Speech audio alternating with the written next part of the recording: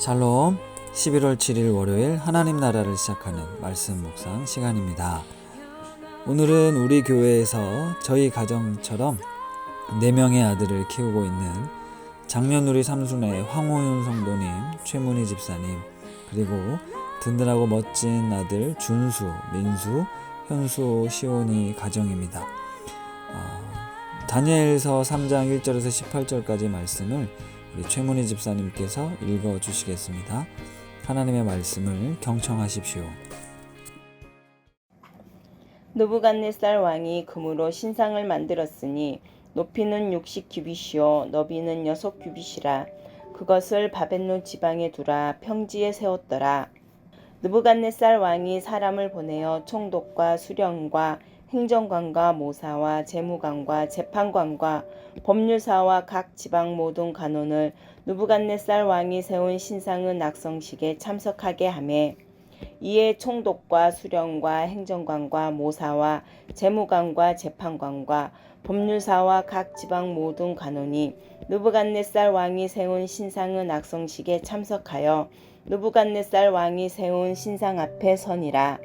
선포하는 자가 크게 외쳐 이르되, 백성들과 나라들과 각 언어로 말하는 자들아, 왕이 너희 무리에게 명하시나니 너희는 나팔과 피리와 수금과 상형군과 양금과 생황과 민 모든 악기 소리를 들을 때에 엎드리어 느부갓네살 왕이 세운 금신상에게 절하라.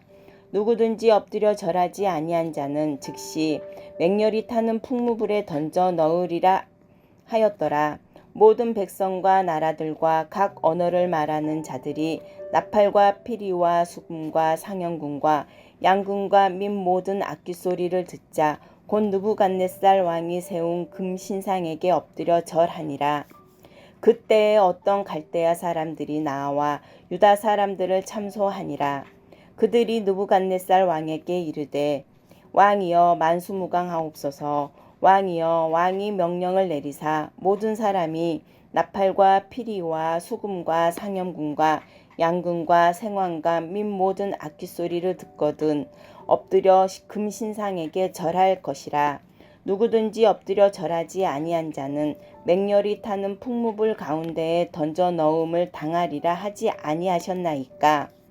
이제 면 유다 사람 사드락과 메삭과 아벳느고는 왕이 세워 바벨론 지방을 다스리게 하신 자이거늘, 왕이여 이 사람들이 왕을 높이지 아니하며 왕의 신들을 섬기지 아니하며 왕이 세우신 금신상에게 절하지 아니하나이다. 느부갓네살 왕이 노하고 분하여 사드락과 메삭과 아벳느고를 끌어오라 말하매, 드디어 그 사람들을 왕의 앞으로 끌어온지라. 느부갓네살이 그들에게 물어 이르되, 사드락 메삭 아벳느고야, 너희가 내 신을 섬기지 아니하며 내가 세운 금신상에게 절하지 아니한다 하니 사실이냐? 이제라도 너희가 준비하였다가 나팔과 피리와 수금과 상형군과 양금과 생황과 민 모든 악기 소리를 들을 때에 내가 만든 신상 앞에 엎드려 절하면 좋거니와, 너희가 만일 절하지 아니하면 즉시 너희를 맹렬히 타는 풍무불 가운데에 던져 넣을 것이니, 능히 너희를 내 손에서 건져낼 신이 누구이겠느냐 하니, 사드락과 메삭과 아벳느고가 왕에게 대답하여 이르되, 느부갓네살이여, 우리가 이 일에 대하여 왕에게 대답할 필요가 없나이다. 왕이여, 우리가 섬기는 하나님이 계시다면 우리를 맹렬히 타는 풍무불 가운데에서 능히 건져내시겠고 왕의 손에서도 건져내시리라. 그렇게 하지 아니하실지라도 왕이여, 우리가 왕의 신들을 섬기지도 아니하고 왕이 세우신 금신상에게 절하지도 아니할 줄 아옵소서. 히브리서 11장은 믿음장으로 잘 알려져 있습니다. 믿음의 조상들이 언급되어 있는 히브리서 11장 6절엔 이렇게 기록이 되어 있습니다.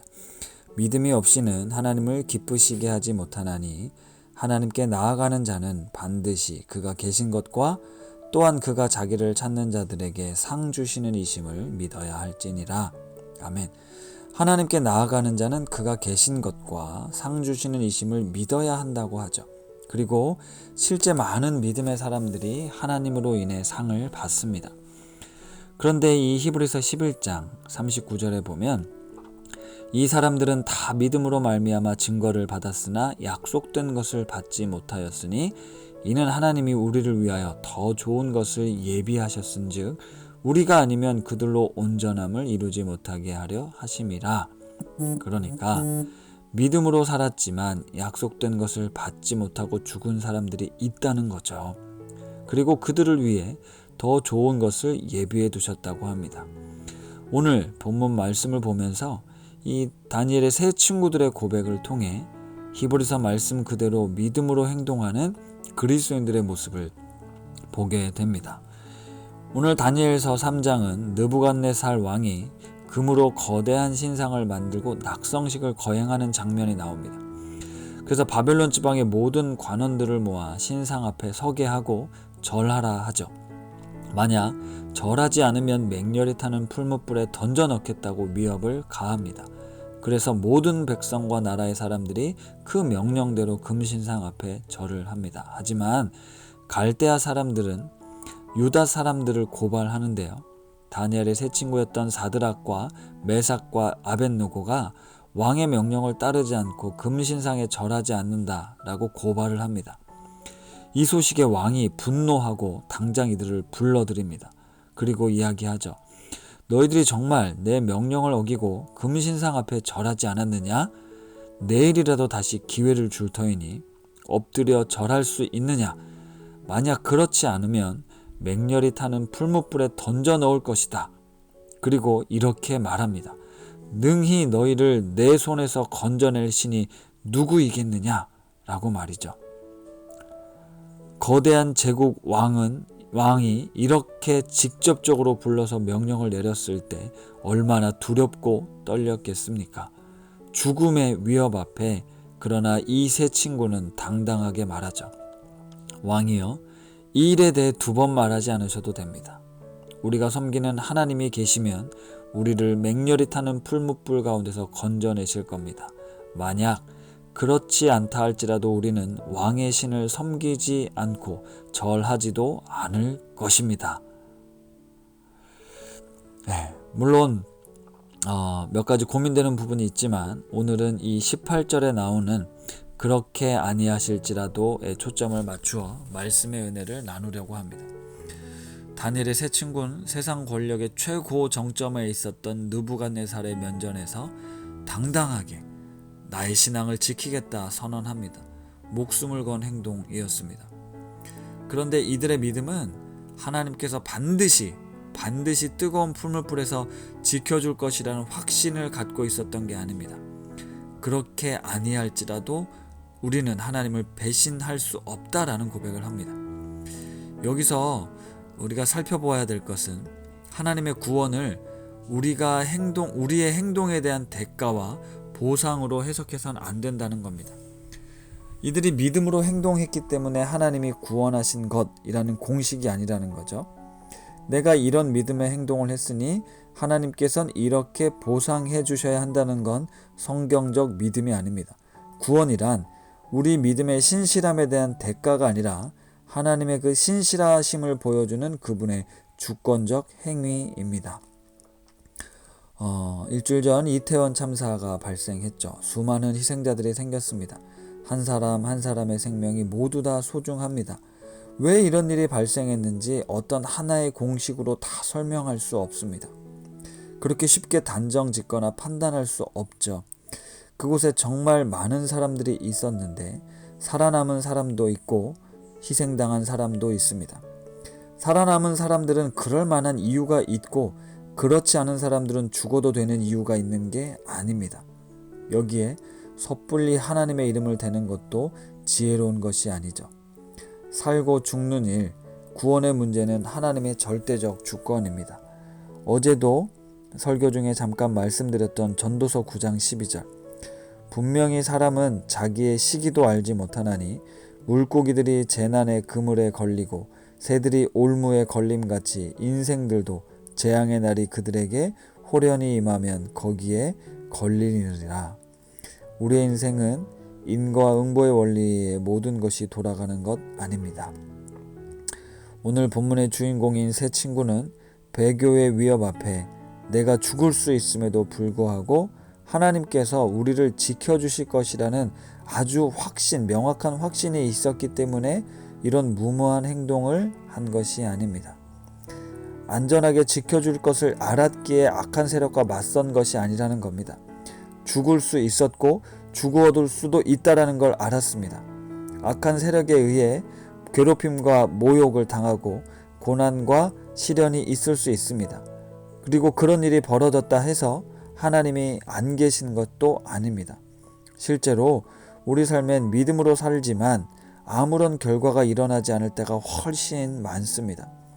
성경은 이 새 친구를 뜨거운 풀무불에서 지켜주신 것으로 묘사하고 있지만 그리고 그렇기에 우리도 이 세상의 권력과 핍박 앞에 우리를 지켜주실 것이다 라고 단정 지을 수 없다라는 것입니다. 신앙인들이 조심해야 될 오류인데요. 내가 하나님을 잘 믿었으니 하나님께서 내 삶에 복을 주셔야 한다.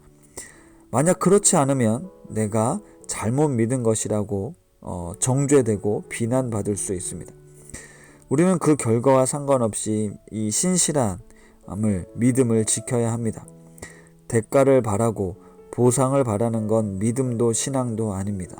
우리는 그저 하나님의 신실한 약속을 믿고 끝까지 신실하게 이 믿음을 지키는 삶을 살아야 하는 것입니다. 오늘날 우리는 또 다른 신앙의 위기에 직면해 있습니다. 어떤 순교의 위협이 있었던 초기 대한민국 기독교의 역사의 시절과는 분명히 다릅니다. 일제시대도 또 전쟁 이후 또 공산주의자들에 의한 위협도 없습니다. 하지만 거대한 만몬 우상은 오늘 우리로 하여금 하나님이 아닌 돈에게 머리를 숙이라고 절하라고 강요하고 있고 그 강력한 힘 앞에 우리는 대응하지 못한 채 엎드러져 있습니다. 어제 주일 말씀을 통해서도 나누었지만 말세에 조롱하는 자들이 정말 하나님이 다시 오시는 것 맞냐? 심판하시는 것이 맞냐? 너희들이 속고 있는 것 아니냐? 이 세상을 봐라. 세상을 다스리는 게 누구인지 봐라. 하나님이 아니라 돈이다.